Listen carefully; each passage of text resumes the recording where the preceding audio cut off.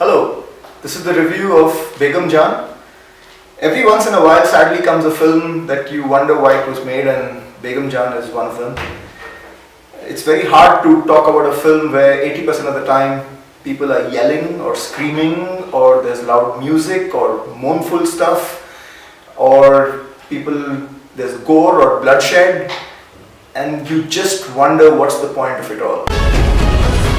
ज्यादा से ज्यादा लोग जिंदा रहें, इसलिए कुछ लोगों की कुर्बानी देनी पड़ेगी।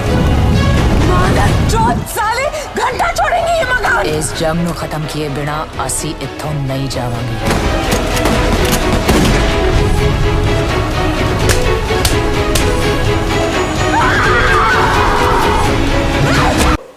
I had a huge impulse to walk out during the interval, but unfortunately at that moment my companions seemed to be enjoying the film, though at the end they were as miserable as I was. Amitabh Bachchan quite bravely informs us right in the beginning that it was Radcliffe who drew this line that became the line of partition. अगस्त 1947 हिंदुस्तान के आखिरी viceroy Lord Mountbatten के फरमान ने एक मुल्क के दो हिस्से कर दिए, हिंदुस्तान और Pakistan. And unfortunately, Begum Jaan, played by Vidya Balan, who runs a kotha, a brothel, the line kind of goes right through the middle of her house, and she's informed by officials of both India and Pakistan that she has to vacate. She quite arrogantly decides not to. ये बड़े-बड़े सरकारी अफसर हैं। Eviction notice लेकर आए हैं।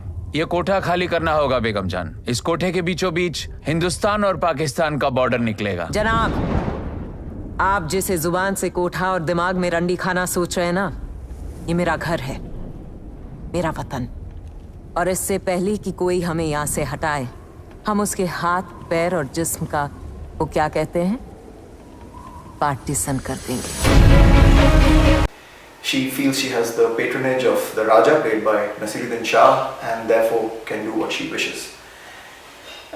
And then what happens next? Not much left to the imagination, even in the trailer, by the way.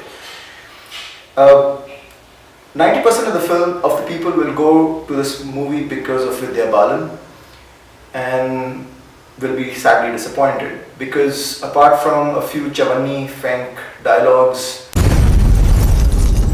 एक महीने का वक्त है, सिर्फ एक महीना। महीना हमें गिनना आता है साहब,